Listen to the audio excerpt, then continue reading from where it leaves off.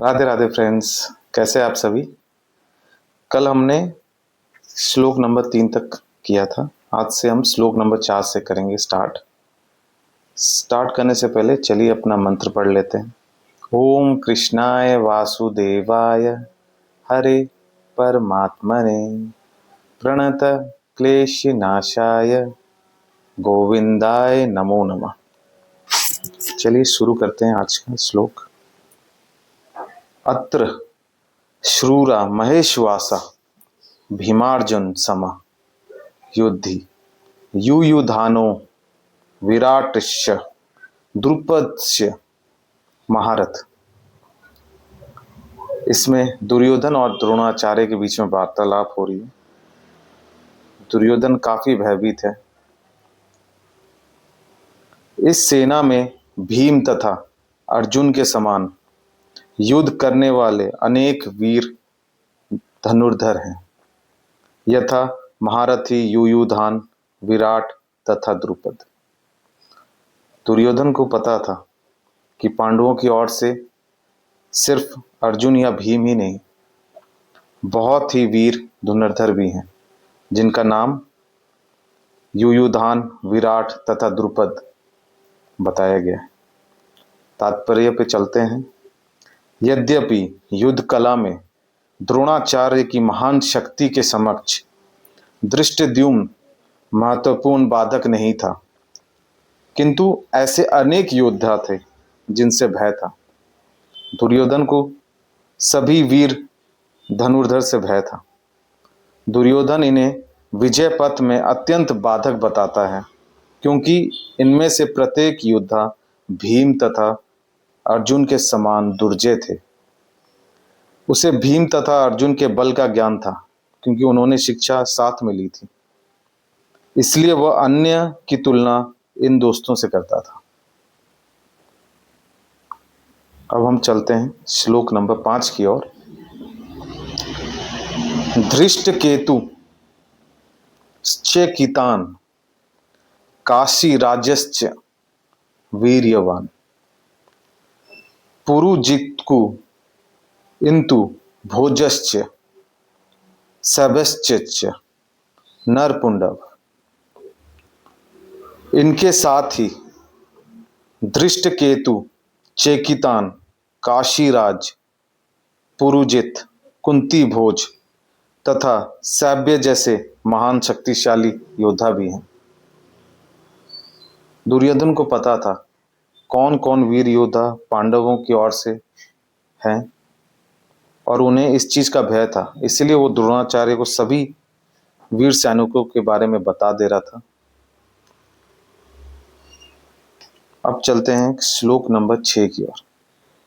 युद्धामन्युश्च विक्रांत उत्तम मौजाश्च वीर्यवान सौभद्रो द्रौपदेयाश्च सर्व एव महारथा।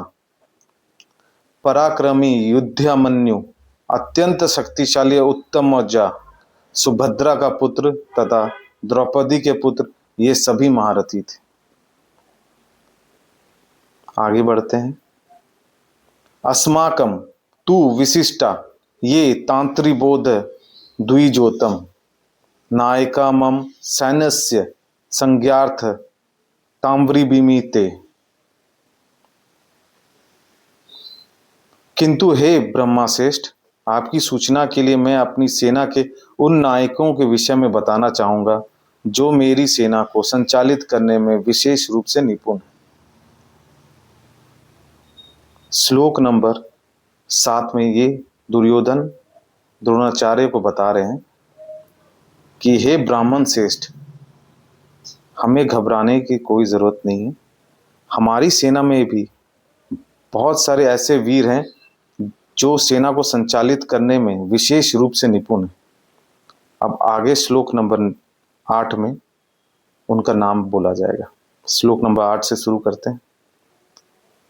भवान भीष्मश्च कर्णश्च कृपश्च समितिंजय अश्वत्थामा विकर्णश्च सौमद तीस्तथैव च।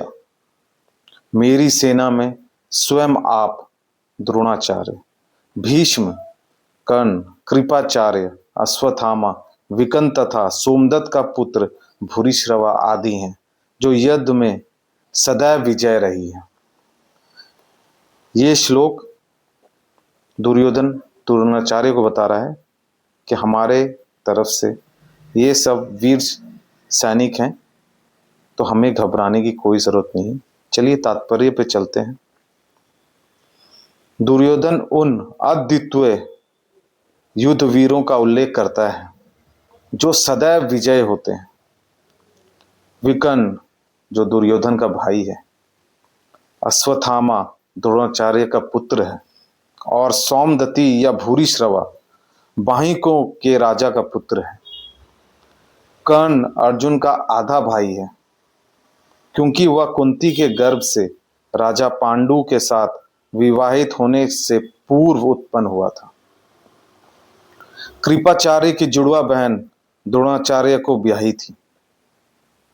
ये सब सैनिक कौरवों की तरफ से लड़ाई कर रहे थे। आज हमने श्लोक नंबर 4, 5, 6, 7 और 8 किया है।